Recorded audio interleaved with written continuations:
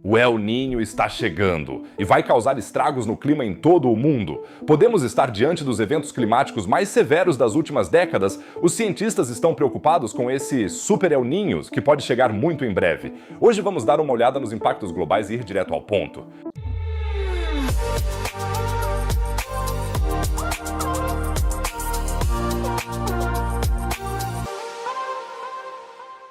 Esse evento climático extremo tem aparecido em todos os lugares nos últimos dias. O Super El Niño está prestes a causar estragos. Parece dramático, mas o que realmente está por trás disso? É exatamente isso que vou discutir hoje com um especialista em meteorologia, o Dr. Andreas Fink, do Instituto de Tecnologia de Karlsruhe. Seu trabalho se concentra em sistemas climáticos tropicais, interações entre o oceano e a atmosfera e as consequências globais de fenômenos climáticos como o El Niño. Me diz nos comentários se achas essas entrevistas com especialistas interessantes e, claro, inscreve-te no canal se quiseres. Isso ajuda mais do que você imagina e basta um clique. Muito obrigado. E agora vamos começar.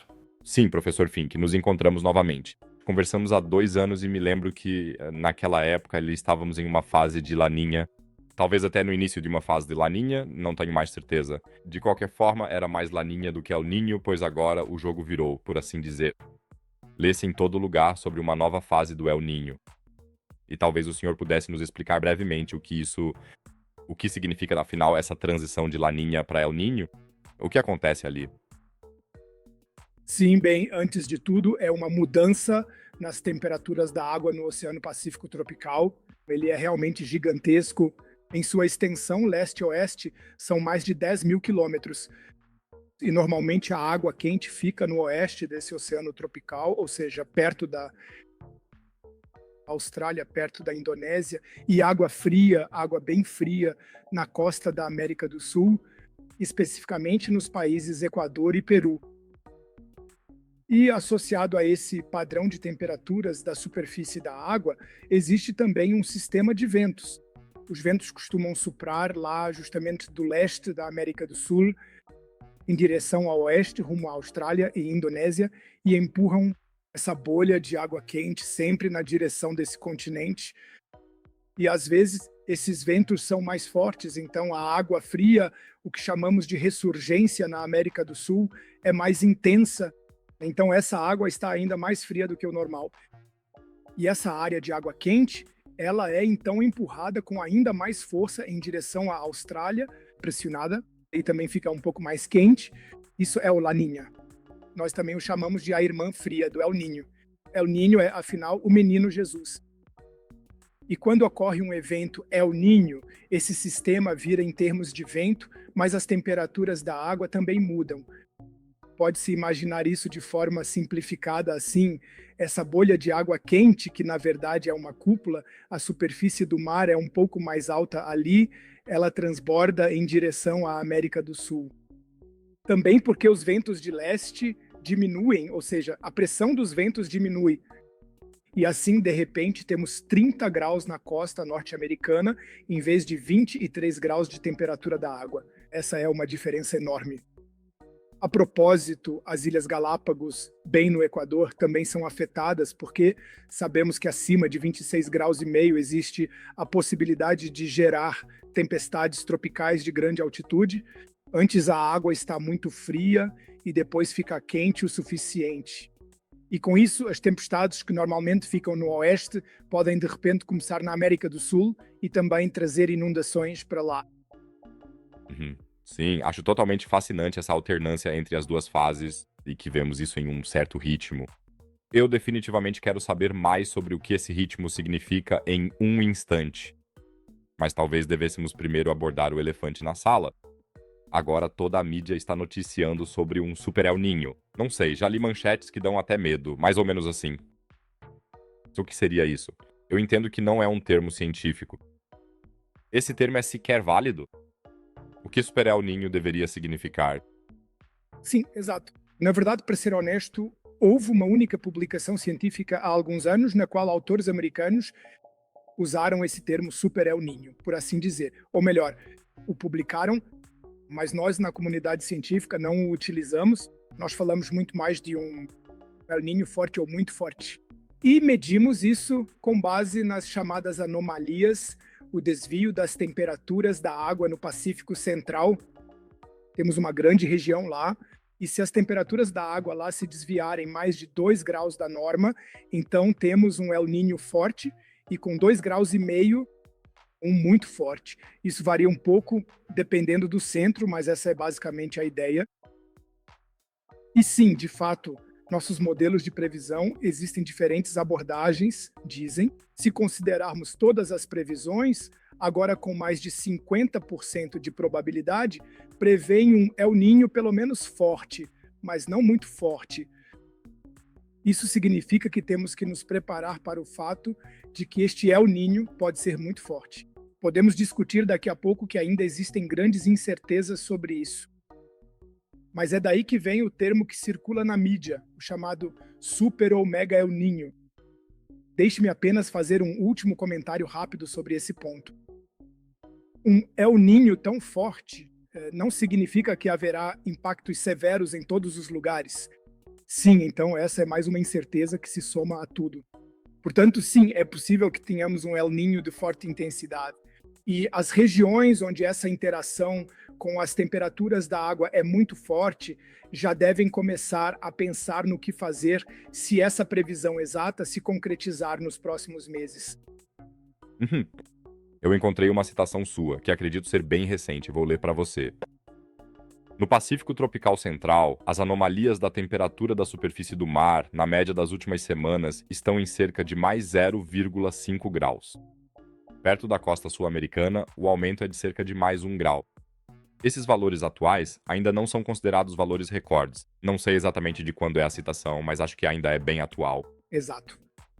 Mas como alguns meios de comunicação chegam ao Super El Niño se os dados, bem, ainda não são recordes, digamos assim?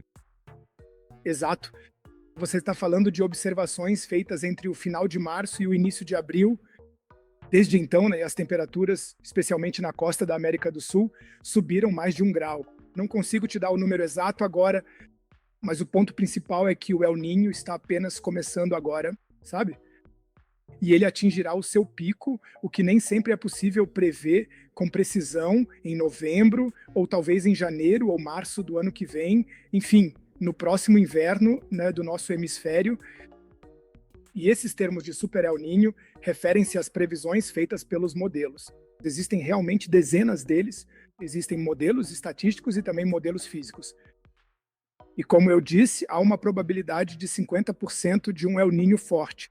Esses desvios, e é por isso que também constava na minha citação, só seriam esperados por volta do outono.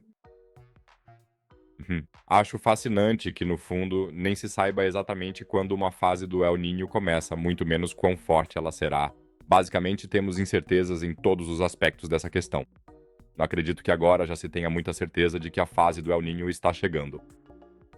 Mas como é possível ter tanta certeza sobre a ocorrência básica de algo, enquanto a sua intensidade permanece totalmente incerta? Então, como se determina uma coisa e como se determina a outra? Sim, essa é uma pergunta excelente e muito pertinente. Gostaria de dar um passo atrás, só por um instante, e explicar com um pouco mais de calma. Como é possível prevermos isso com vários meses de antecedência? Isso acontece porque é uma das poucas variações climáticas naturais na Terra em que realmente conseguimos fazer esse tipo de previsão com tanta antecedência. E o ponto é justamente este, Um evento de aquecimento desses é desencadeado ao acaso na primavera, tem que ser na primavera, por certos ventos no Pacífico Oeste. Não todos os anos, mas talvez a cada 2 a 7 anos. É assim que surge essa periodicidade, essa quase periodicidade. Então, esses ventos geram no oceano ondas na camada superficial, mas não ondas de superfície, mas sim ondas nos primeiros 100 metros que acabam por se deslocar muito lentamente no oceano. E elas levam até 2 meses para chegar à costa sul-americana. Uma vez iniciadas, podemos prevê-las muito bem por 2 meses com os modelos oceânicos. Essas ondas são então refletidas nessa costa e viajam de volta em direção à Austrália. Isso também é um processo relativamente lento. Para o leigo, por assim dizer, mal conseguimos prever a atmosfera por 14 dias.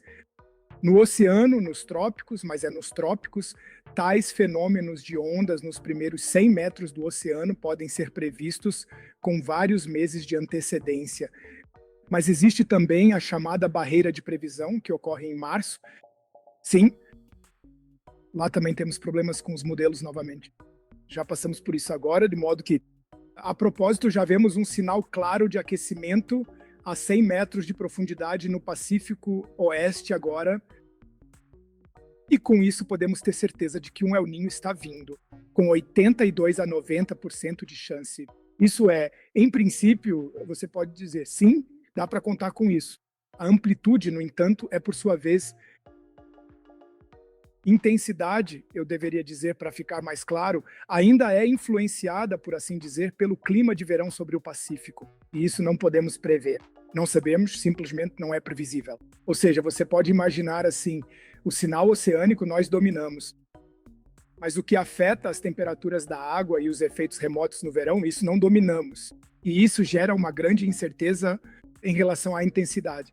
Passaremos do limite de 0,5 graus no Pacífico, disso temos certeza.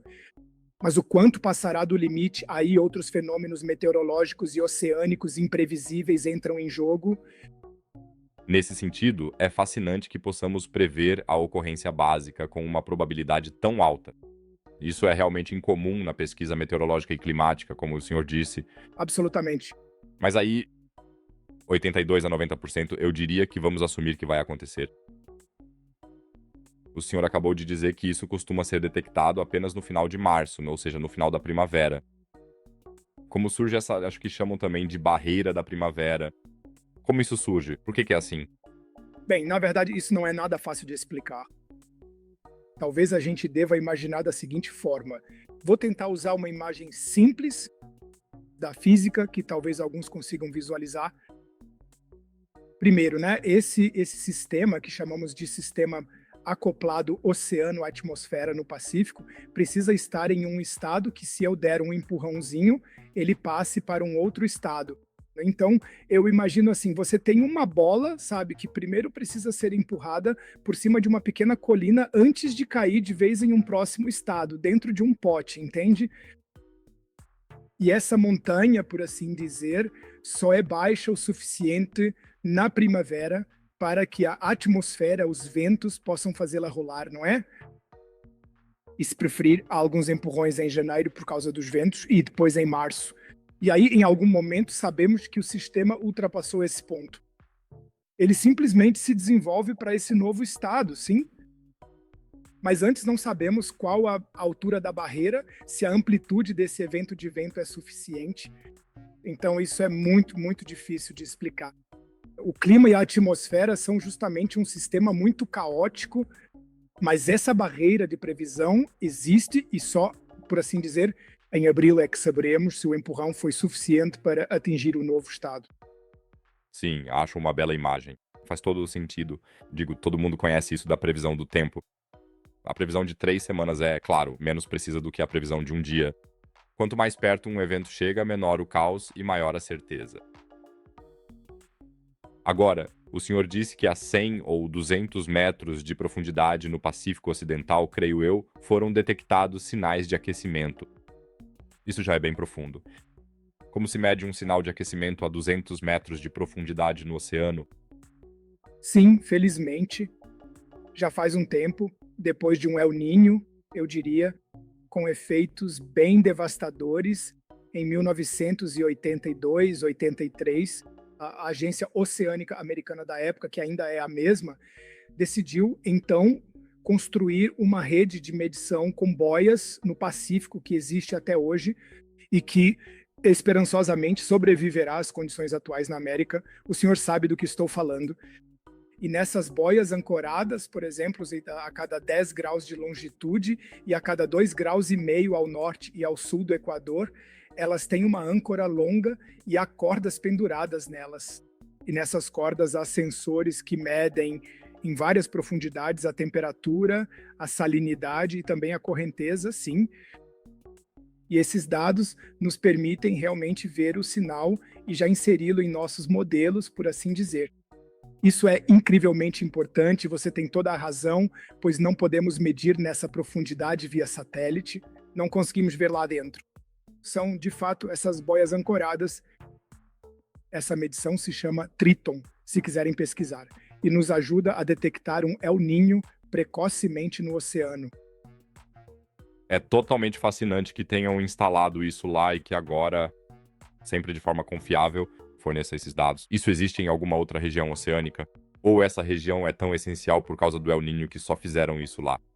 Bem, ainda existe uma rede bem pequena no Atlântico, pois existe até um El Niño do Atlântico que é menos frequente de se encontrar. Ele também ocorre no verão do norte e não no inverno do norte. Isso leva ao aquecimento da água na costa da África Ocidental tropical, ou seja, Angola, Gabão. E os oceanógrafos franceses também instalaram lá uma rede ancorada bem menor. A dinâmica é, de fato, bem parecida, mas não se compara à rede do Pacífico Ocidental. Agora, você acabou de dizer que um fator de incerteza é, ainda se entendi bem, a atividade de tempestades sobre o Pacífico Ocidental. Como as tempestades podem ajudar a decidir como a fase do El Niño se desenvolve? Ou é apenas um indício de outra coisa? Não, bem, esse é um fator que mencionei. Como exemplo, está correto. Imagine uma tempestade. Primeiro, uma célula individual que gera correntes ascendentes na nuvem por meio de instabilidades.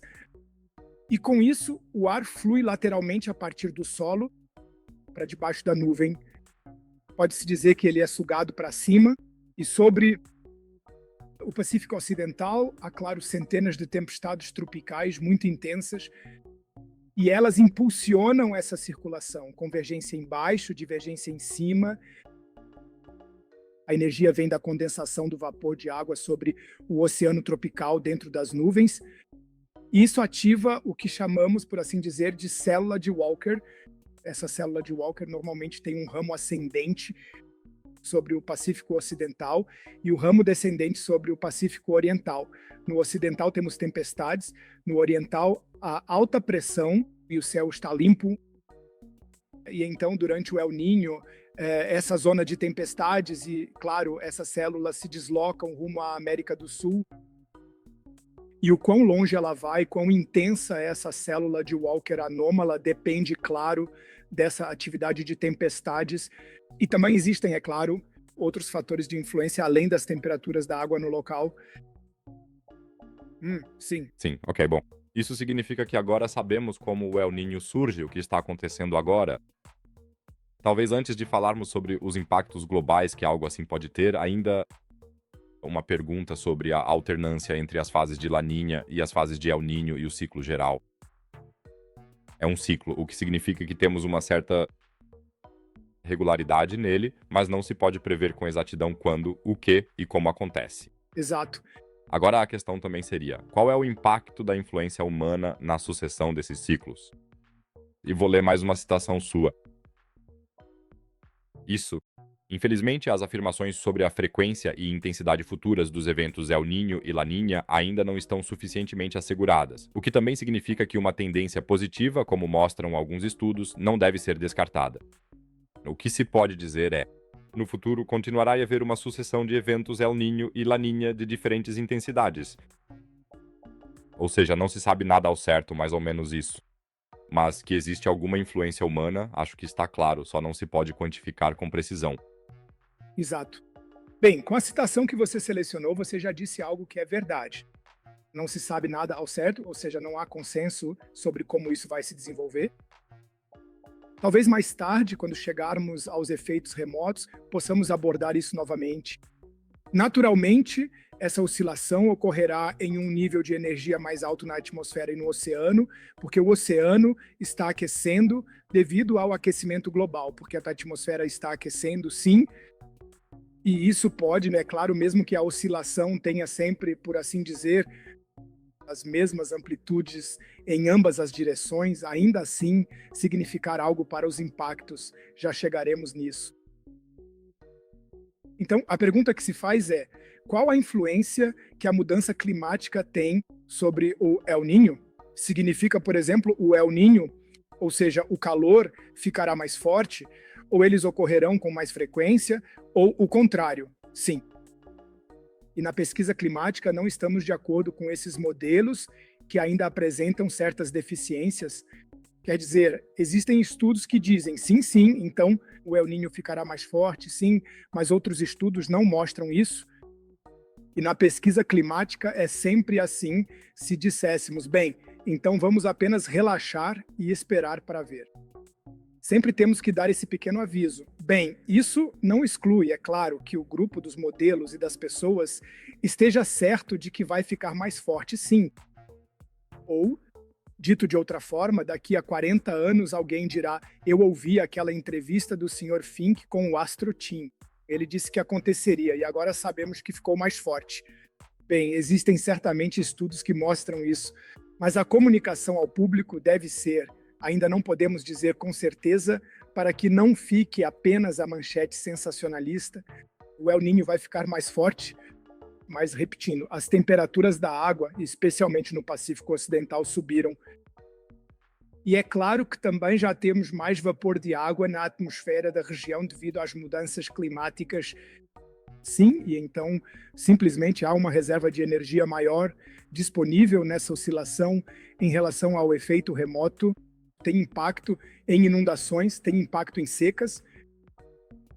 Isso significa que talvez se possa dizer que o El Niño em si talvez não se torne necessariamente mais frequente, mas as consequências podem ser mais graves. Exato, Porque é o efeito remoto que mencionou, exato, é o que está mudando. exato.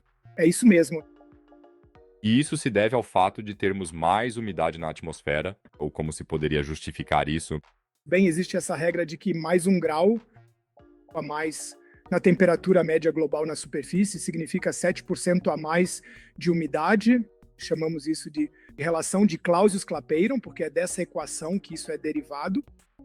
E, Ian, você tem que imaginar em geral que é exatamente a mesma coisa. Eu me permito esse desvio, como nos furacões ou ciclones tropicais, tufões, eles simplesmente encontram uma reserva maior de umidade e são, em última análise, mecanismos que trazem essa umidade ao solo, como chuva ou chuva forte.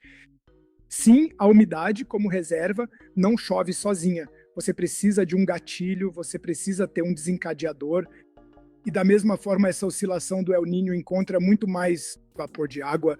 Isso significa que onde o efeito remoto significa mais chuva, também podemos assumir que simplesmente chove muito mais intensamente, porque há mais disponível.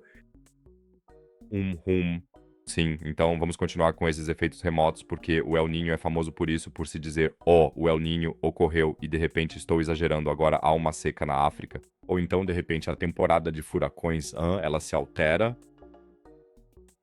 Como se explica isso, afinal?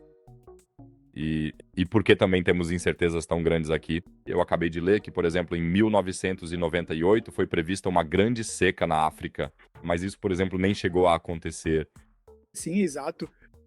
Bem, em primeiro lugar, o El Niño realmente tem efeitos em todo o globo, nos trópicos, e isso se deve a esse sistema da célula de Walker que se enrola em torno desses trópicos, ou seja, com correntes ascendentes, onde há muita atividade de tempestades, então há ventos de leste e ventos de oeste em altitude, o fluxo de saída, e então elas descem, e todo esse sistema de células é deslocado, ou em parte se fortalece, ou as correntes se enfraquecem.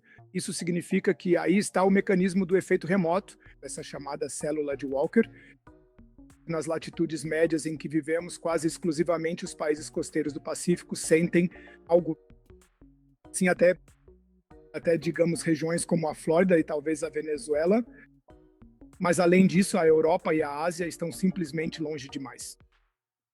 E então é claro que também quanto mais você se afasta do sinal de origem, mais outros mecanismos sim o modificam, ou seja, o efeito quase certo é que se tivermos essas temperaturas da água acima de 26 graus e meio na costa da América do Sul, haverá chuvas enormes no deserto do norte do Peru, que costuma ser muito seco no Equador. Sim, quanto a isso estamos bem certos.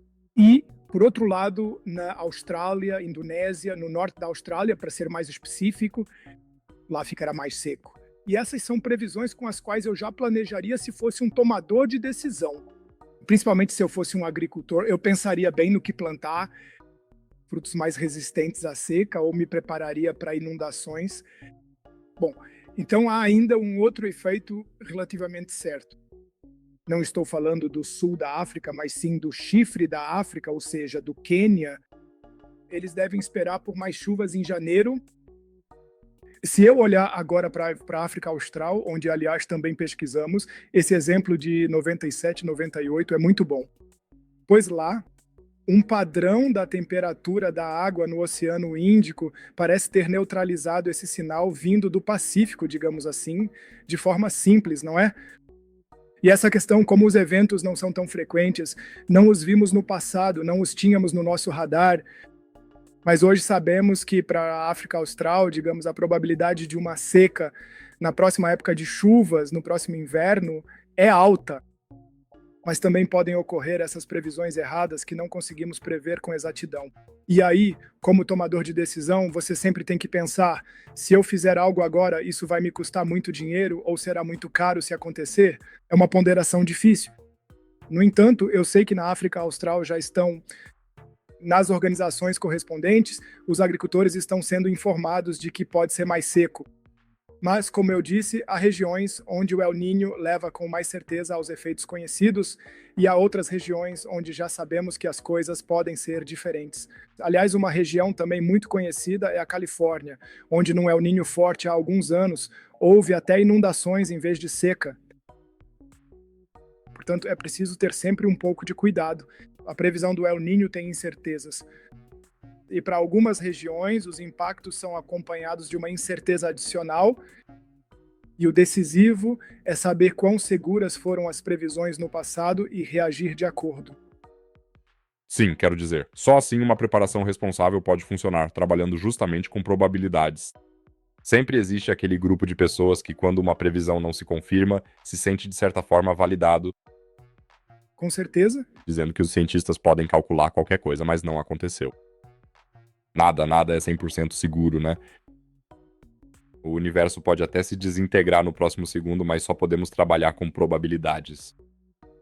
sim, esse é exatamente o ponto. Isso é o que nós, meteorologistas, e eu trabalho muito com previsões, sempre enfrentamos, é claro. É um conceito difícil tanto na ciência quanto para os cientistas. E para os leigos, então, nem se fala, mas mesmo assim, todo mundo já trabalha com certas probabilidades. Ao decidir se leva um guarda-chuva ou não, e no fim, repito, é uma regra simples: se a probabilidade é alta, mas meus custos, se ocorrer, forem baixos, talvez eu decida não fazer nada.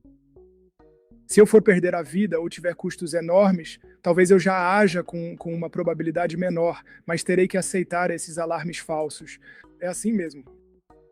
Eu acho que o benefício líquido é claro em relação a essa pesquisa dos sistemas de alerta precoce instalados lá. Acho que isso está fora de questão. Agora, o senhor disse que na Europa agora estamos muito longe do Pacífico, não se pode realmente nomear consequências diretas de forma séria, no máximo indiretas, eu presumo. Isso é provavelmente o que é mais relevante para a Europa, né? Que talvez por quebras de safra em outras partes do mundo sejamos afetados, mas impactos meteorológicos diretos na Europa nós não vemos realmente, certo? Sim, exato, mas eu gostaria de concretizar isso mais uma vez. Existem, claro, estudos na mídia que dizem: sim, encontramos uma correlação fraca, mas estatisticamente significativa, com invernos um pouco mais amenos, que, aliás, já se tornaram mais prováveis aqui na Europa devido às mudanças climáticas, e com mais precipitação na primavera na região do Mediterrâneo Ocidental e em Marrocos. Mas, honestamente, essa é uma explicação de variância tão pequena que não se deve sair por aí dizendo que esses efeitos ocorrerão. Por isso, a maioria dos especialistas, o que me inclui, claro, diz que não podemos dizer nada sobre isso agora, o que não exclui que uma cadeia causal possa ocorrer em um evento isolado. Mas eu não contaria com nada no momento. Agora, outro tema meteorológico, digamos, que aparece muito na mídia é a corrente do Golfo e a AMOC, a circulação do Atlântico. Existe alguma conexão com a meteorologia tropical, chamando assim que se possa dizer que há algum tipo de interação? Se tivermos um El Niño super forte agora, a circulação de revolvimento será afetada por isso ou é algo totalmente independente? Bom, amplamente independente. Um El Niño pode, e essa é uma escala de tempo totalmente diferente, esse revolvimento, são muitos anos, décadas, várias décadas, né, o El Niño é muito, por assim dizer, rápido para causar reações ali. Sabemos que houve décadas do início ao meio do século passado em que um El Niño tendia a estar associado a temperaturas da água um pouco mais frias no Atlântico, Mas isso não se confirmou nas últimas décadas. Aliás, também sabemos que frequentemente no Oceano Índico, o que é mais relevante e o que também acontece com muito mais frequência estatística, existe um polo de temperaturas da água chamado de dipolo do Oceano Índico, que então também faz com que tenda a ficar mais quente no Oceano Índico Ocidental, de fato, e mais frio no Índico Oriental. Mas também lá existem flutuações independentes, por assim dizer, assim como na AMOC. Portanto, em relação ao Atlântico, a AMOC não. Em outros oceanos, ou seja, no Oceano Índico, vemos em alguns eventos de El Niño, de fato, o desencadeamento de um dipolo lá. Uhum. Sim, quanto mais se aprende sobre isso, mais claro fica que é apenas uma interação de sistemas incrivelmente complexos. Acho ainda mais surpreendente que possamos fazer essa previsão. Nos últimos anos, já que trabalhamos com sistemas tão complexos aqui, houve algum avanço na área de inteligência artificial que tenha mudado algo para vocês? Isso torna a previsão mais fácil? Bem, a resposta é um sim, claro, tanto na previsão do tempo clássica, onde a inteligência artificial pode prever alguns fenômenos melhor do que os modelos. E lá, embora eu não tenha visto nenhum artigo recente, também espero que possamos ser mais precisos na previsão do El Niño. Um pequeno problema é claro que a inteligência artificial precisa de muitos dados de treinamento. Agora você tem que imaginar, bem, só temos reanálises atmosféricas boas desde 1979, quando surgiram os satélites geoestacionários, então digamos 55 anos talvez. Então você pode imaginar quantos eventos de El Niño ocorreram se ele acontece a cada 2 a 7 anos. Bem menos de 10, não é? E aí surge a questão de como treinar uma inteligência artificial. Enquanto na previsão do tempo, temos dados de hora em hora por 50 anos, o que tornou isso possível. No entanto, já existem esses modelos estatísticos, né? Os procedimentos padrão sempre assumiram uma certa linearidade dos eventos, por assim dizer. E a inteligência artificial é especialmente capaz de refletir melhor essas não linearidades que temos no sistema climático. E por isso espero que as previsões de inteligência artificial, apesar desse problema com o treinamento, alcancem pelo menos a qualidade dos modelos numéricos, que são muito complexos, e que, na verdade, esperemos que também deem melhores respostas para alguns dos efeitos remotos também. Gostaria de citar um exemplo clássico de outra área. Em 2018, houve um artigo de um famoso pesquisador de furacões nos Estados Unidos. E ele disse que, com o nosso sistema de previsão, já alcançamos o que é teoricamente possível. A qualidade da previsão, por assim dizer, é ideal, não pode ser melhor. E ele estava se referindo às trajetórias dessas tempestades. Bem, a inteligência artificial melhorou isso em mais 30%. Não a previsão de intensidade. Isso não funciona, mas a previsão da trajetória, sim. E por isso acredito que na tendência de poder prever, veremos melhorias nessa previsão nos próximos 2 ou 3 anos, e especialmente no que diz respeito aos efeitos remotos. Porque ainda há muita incerteza aí, e isso também nos dará melhores possibilidades. E deixe-me dizer mais uma coisa. O El Niño é tão forte, é um sistema previsível e em muitos países nossa previsão já ajudou no passado a melhorar significativamente a segurança alimentar nos trópicos, por exemplo. E eu acho isso algo fantástico também como meteorologista, poder realmente fazer o bem com as previsões ou como oceanógrafo. Um pequeno comentário à parte, existe a Bolsa de Alimentos, a Bolsa Agrícola, a maior do mundo, em Chicago. Eles precificam esse tipo de coisa, não é? Então eles têm há pessoas que olham para as nossas previsões e depois na bolsa já são apostados e definidos os preços futuros, por assim dizer. Isso também é muito importante no mundo financeiro. Sim, um amigo meu é torrador de café e ele também já comentou, agora não me lembro exatamente em que sentido, mas que as notícias do El Niño já teriam influenciado os preços do café cru. Sim. Sim, com certeza. Então, eu acho que, como disse, o benefício positivo é indiscutível e é bom ouvir que, talvez, no futuro, a IA tenha um benefício totalmente positivo se pudermos determinar melhor os efeitos remotos. Quando se é confrontado com a IA no dia a dia e se vê alguns vídeos ruins de IA no Instagram, às vezes duvidamos do benefício positivo. Mas acho que esse é um exemplo muito bom. Sim. Bem, talvez agora, para encerrar, porque já roubei quase 40 minutos do seu tempo, gostaria de perguntar, que outros projetos de pesquisa interessantes existem além do El Niño?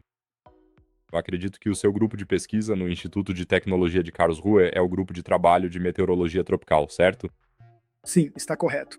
O que mais está acontecendo por lá? Em que coisas interessantes vocês estão pesquisando no momento, além do El Niño? Sim, na verdade, isso também tem a ver com previsões, e chamamos isso, e já explica o que é, de previsões subsazonais melhoradas para a África e, aliás, para o Vietnã. Esse é o nosso foco. E lá não tentamos realmente prever os próximos meses, porque essas são as chamadas previsões sazonais. Foi sobre isso que acabamos de falar, não foi? Mas não se prevê um dia específico, apenas uma média mensal. Em vez disso, tentamos prever médias de temperatura, mas também de precipitação acumulada, com até 6 semanas de antecedência. E tentamos descobrir onde isso funciona, sob quais condições funciona e como podemos usar a IA para recalibrar essas previsões para que elas tenham algum valor.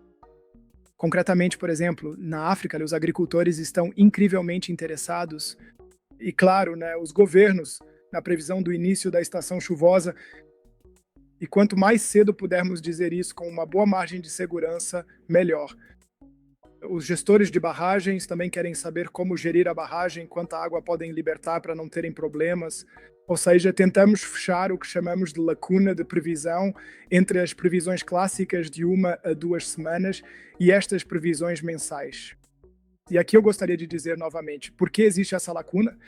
Bem, na previsão do tempo clássica determina-se o estado inicial da atmosfera. Você tem, então, informações sobre o estado inicial. Aí você usa modelos que não são perfeitos e tenta integrá-los ao futuro, geralmente por 2 semanas. E a cada dia que passa, você perde a previsibilidade, praticamente. A informação do estado inicial se perde porque os modelos não são perfeitos. Então, sobre o El Niño, acabamos de falar, por isso também se aplica. O oceano vem e traz essa previsibilidade de volta para a atmosfera após 2 ou 3 meses de novo. Nos trópicos, a atmosfera está acoplada ao oceano. Então, nesse intervalo, digamos entre 2 e 6 semanas, a questão é que as condições iniciais não contam mais e o oceano ainda não entrou totalmente. Como podemos, e existem alguns fenômenos que acabam fazendo isso. Então, tentamos realmente espremer até a última gota de previsibilidade. Os primeiros resultados mostram que, na África Oriental, por exemplo, ainda é possível fazer previsões na 4ª semana, mas não mais na 5ª ou 6ª para a precipitação total. Em outras regiões, infelizmente, a previsão já termina na 3ª semana. Sim, e é isso que estamos tentando aqui. E há novos dados disponíveis que são de livre acesso. Qualquer um pode usá-los, qualquer cidadão, do Centro Europeu de Previsões Meteorológicas a médio prazo. Eles rodam o modelo deles 100 vezes por dia, são 100 membros no mundo todo com 46 dias de antecedência. Nós baixamos esses dados e depois analisamos se eles podem ser utilizados. Incrível. Sim, acho o seu trabalho fascinante porque é uma questão global, por assim dizer.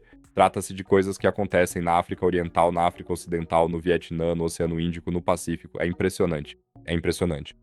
Isso envolve muitas viagens de negócios no seu dia a dia de trabalho, digamos assim? Ou dá para fazer tudo, em princípio, do seu escritório em Karlsruhe? Não, nós também fazemos pesquisa de campo no local, sou muito grato por isso. É um privilégio poder fazer isso. E eu diria que venho da observação meteorológica, da previsão do tempo e do contato com as pessoas no campo. Vivenciar o clima localmente não é apenas motivação, mas também inspiração. E sim, pude conhecer muitos lugares na África e também no Vietnã.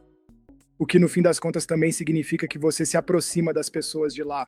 E talvez de um jeito um pouco diferente do turista, sem querer ser negativo, mas você se insere mais nas sociedades e isso é um verdadeiro privilégio. Sim, com certeza. Sim, belas palavras de encerramento. Ótimo. Achei tudo muito, muito interessante de novo. Já é a nossa segunda conversa. Se conseguirmos de novo daqui a 2 anos, já teremos criado uma tradição. Mas provavelmente em 2 anos ainda não teremos uma nova mudança entre El Niño e Laninha, vamos ver. Bom, como sempre, provavelmente muitos comentários vão chegar. Se tiver um tempo, dê uma olhada neles. Vamos ver. Da última vez, mais de 180 mil pessoas viram nossa conversa. Isso é realmente incrível. Vamos ver quantos serão agora. Então, muito, muito obrigado, professor Fink. Até a próxima vez. Até a próxima vez. Sim, é. Sim, espero que a conversa com o professor Fink tenha empolgado vocês tanto quanto a mim. Se tiverem perguntas para ele, escrevam nos comentários. E para não perder mais nenhuma conversa com especialistas, lembrem-se de se inscrever no canal agora. E também deixem o joinha para batermos a meta de 5.000 curtidas. O algoritmo adora isso. E agora vamos viajar para outra região fascinante, a Sibéria. Na Rússia, crateras gigantescas estão surgindo de repente. Com mais de 100 metros de profundidade, elas surgem do nada e liberam algo do permafrost que pode ser muito perigoso para nós. O que está por trás disso e o que significa para o futuro, explicamos no vídeo indicado no canto superior direito. Não deixem de conferir, é muito interessante. E quem quiser uma das camisetas galácticas do Astro Team dos vídeos, Planetas de Pelúcia ou meus livros autografados, pode clicar no canto inferior esquerdo e explorar a loja espacial. Cada pedido ajuda muito o meu trabalho. No mais, eu diria que nos vemos no próximo vídeo. Se cuidem, pessoal.